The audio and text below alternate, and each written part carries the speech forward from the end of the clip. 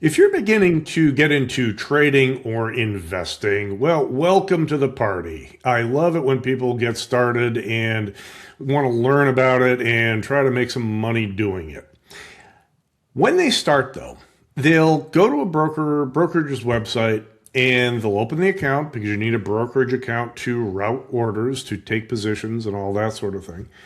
And they're faced with a choice. What kind of account to open? Okay, and there are a bunch of different account types. So there's things like, IRA accounts or joint tenants accounts, things like that. But the two I want to talk about today are cash accounts and margin accounts. Now, traditionally, if you go out there into the wide world of financial information, there's a lot of people say, yeah, if you're a new trader, if you're a new investor, you want a cash account. And I just put my face in my hands and shake my head. And that is probably some of the worst advice you could give a new trader slash investor. Here's why. Cash accounts and margin accounts. A cash account lets you deposit cash and then use that cash to buy stock, buy calls and puts, do a covered call, buy stock, sell an out of the money call, or sell a cash secured put. It's a naked put. Okay, it lets you do that sort of thing. Now, what you can't do are option spreads in a cash account, and you can't be short stock, and you can't borrow money. And I agree with that. First of all, let me come out right at the start, I think borrowing money to buy shares of stock is a lousy idea. Paying interest to the broker at really high rates is not a great way to try and make some money trading. So let's take that off the table for a second and look at what you can do. So between a cash account and a margin account, it really comes down to what you can do in either of them.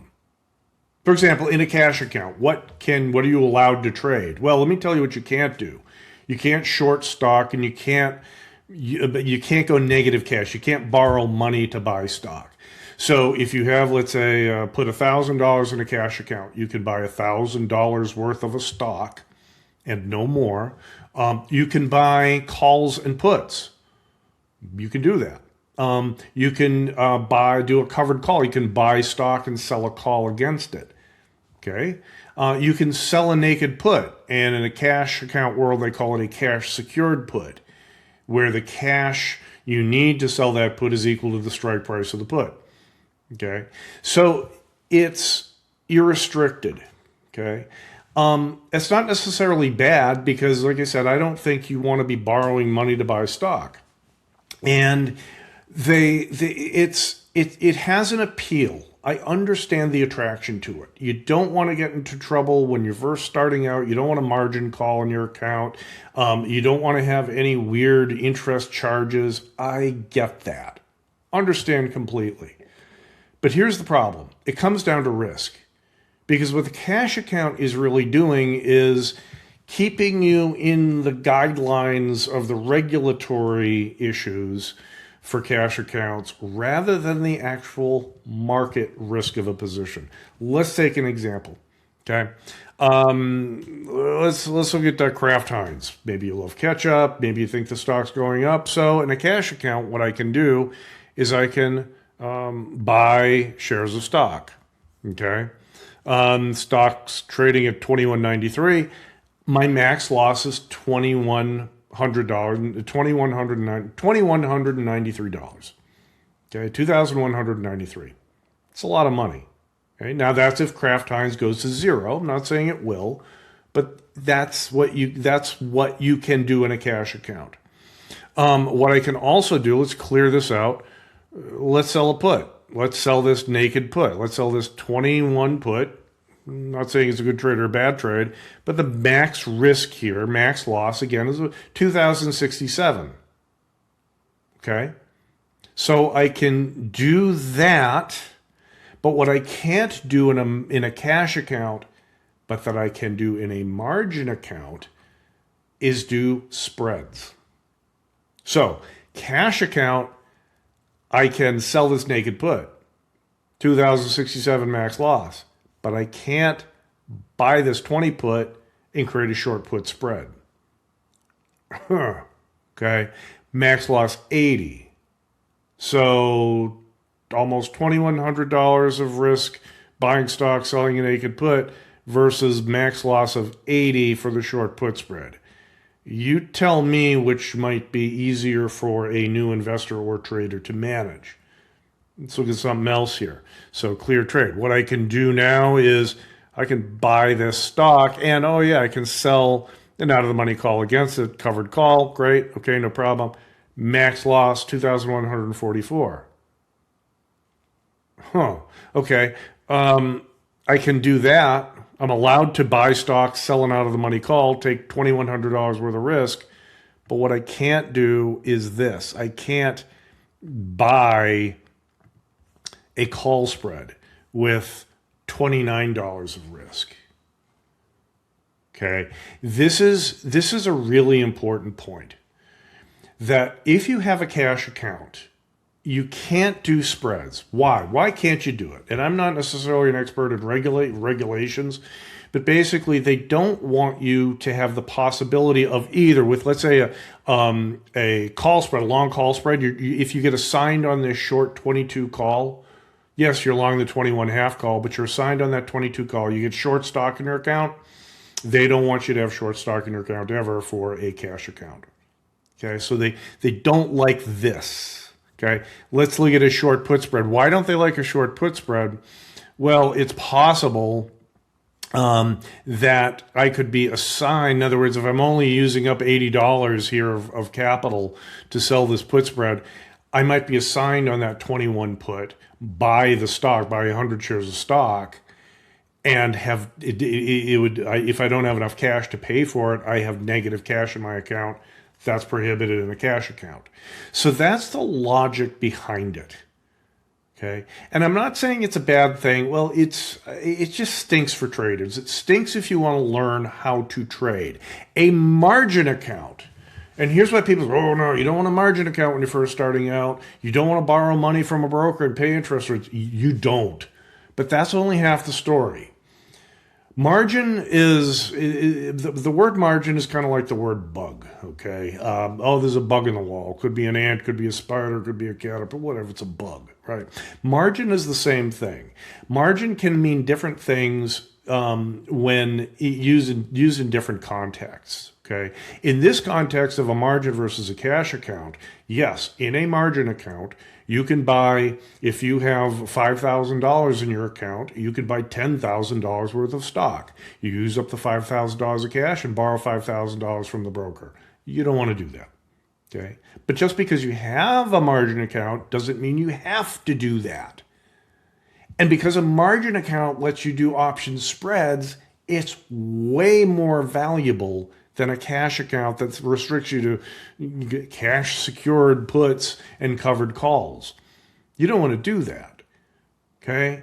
So what's the real point of a margin? What do you have to do? Well, there are certain I think you need, it depends on the broker. You go to the broker and look at the requirements. Typically it's around $2,000. $2,000 to open and trade a margin account. And they might have some other things you have to check, yes, I agree to this and that and all that. Okay, fine. But you get into a margin account and now you can do option spreads. You can do short put spreads, long call spreads, iron condors, calendar spreads, butterflies, the whole pile of stuff you can do with options. Yes, you're limited. You can't say if you have a $5,000 account, you're not selling naked strangles in the SPX. No, you're not. You don't have the money to do that. But you could sell an iron condor in the SPX. If you have, with a margin requirement, the buying power reduction is less than the value of your account, or less than the available cash in your account, you can do that trade. Can't do that in a cash account. So when you're first starting out, and you want to see how things work, and you want to say, gee, how do these option things work? And you learn by doing and trading, and you age in dog years. Okay, the more trading you do, the more experience you build up, the sharper a trader you're going to be. You're not going to make money necessarily. I'm not going to say that, but you're going to be a quote unquote better trader. Okay.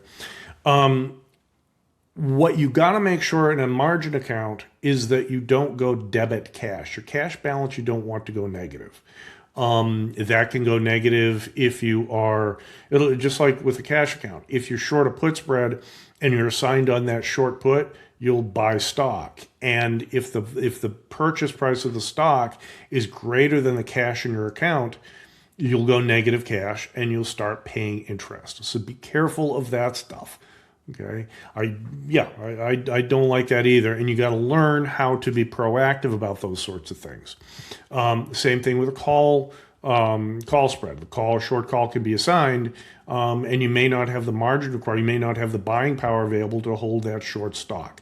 So those are the caveats with a margin account. But the benefits you get from the strategy choices in a margin account make it a superior choice to a cash account. Now, when could a cash account be useful? Let's say you don't have $2,000. Let's say you have $300 and you want to see how investing works. You want to have exposure, bullish exposure to the U.S. market. All great things. And you can learn by doing that. You can learn by buying shares of stock or selling naked puts or whatever in a cash account. But I think really what a lot of people will do, and which I think is the way to treat a cash account, is to buy a single share of stock in 15, 20 stocks, go down the list, of inexpensive stocks to buy. You buy one share. And you build up a portfolio and see how that works. And what I mean by see how it works, well, see how the money flows in and out of your account, see the commissions you pay, just learn how to see your P&L numbers, things like that. So I don't have a problem with somebody with a few $100s. I would encourage them to participate in the way they can, open up a cash account, buy single shares of stock, which you couldn't do when I was young. It was 100 shares or nothing. So now that you can buy single shares and even fractional shares, that's what a cash account is good for. But if you want to really learn about how to use probability, positive time decay, efficient capital usage, you need to have a margin account. That's why if you have the money to do it, $2,000 or so, if you have the money to do it, if you're just starting out, don't waste your time in the cash account. Open up a margin account so you can trade all the strategies.